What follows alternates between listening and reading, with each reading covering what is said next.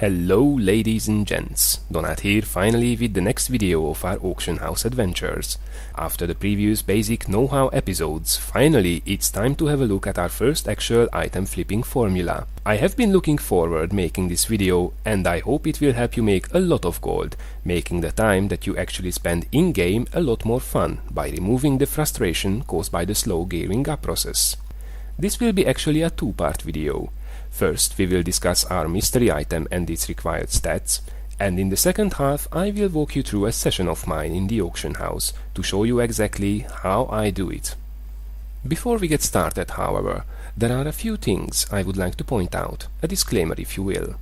First and foremost, if you haven't checked out the previous videos yet, I would highly recommend to do so, as we will not get into detail about the hows and whys this time to keep the video shorter and more enjoyable. Also, this is not a perfect strategy, but how I do it. I'm sure it can be improved a lot, but overall it works out just as fine as it is now. Please feel free to comment, however, if you have a better way of doing things. Also keep in mind that the more people are after the same thing, the more difficult things will get. It's absolutely possible that this exact formula will become useless in time, or the market changes make it ineffective. Don't worry, however, as if this video will be popular, I will bring out further formulas for different item types. And yes, of course I already have a backup favorite. Last but not least, if you did the exact same strategy until now and did not want to share it, I'm sorry. But enough of my ramblings, it's time to make some gold. You might remember that I used to trade with gold find Helms pre-patch.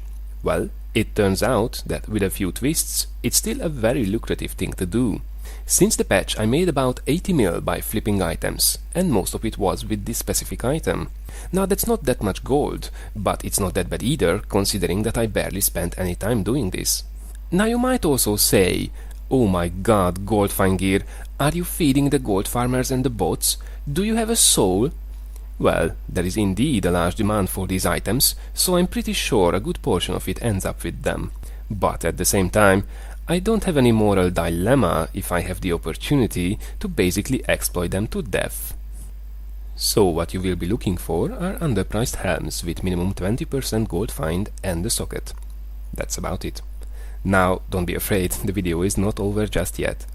With these base stats, if you keep our guidelines, you can make between 100k to a million net profit per item, depending on what else is on the helm.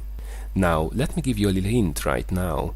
Do not use a wizard, witch doctor or monk for your character in the auction house when looking for such items, as their class-specific helms are worth less, and they will give you a wrong idea about the prices for the non-class-specific helms, what we are after.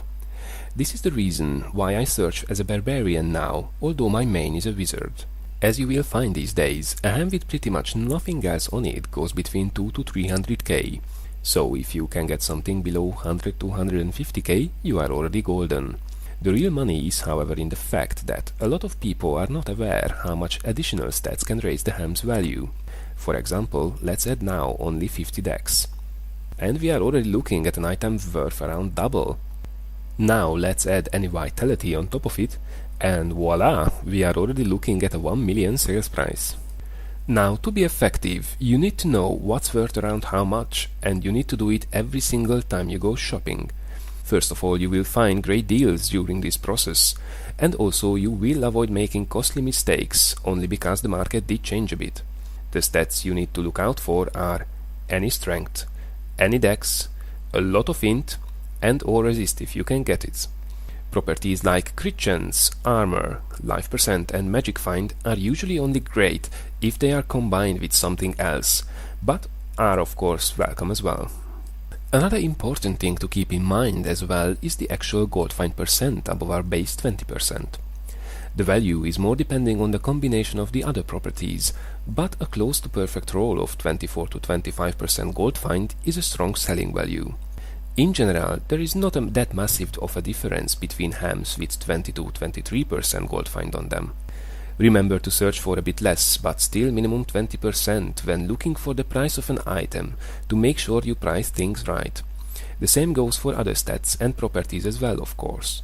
For example, if I want to sell a helm that has 65 strength, I will look for Helms with minimum 50 strength instead. That's basically it. Very simplistic as you can see, and at the moment very effective at the same time. I really do hope that you will enjoy making some gold out of these Helms, and that it will help you gear up much faster. Do let me know if this was helpful, and like the video if you would like to see more of this. I will start preparing the next video if you are interested, and if we do hit 50 likes on this one. Before we jump over to the second part where I will put this into practice, let me just quickly give you an update on the next videos.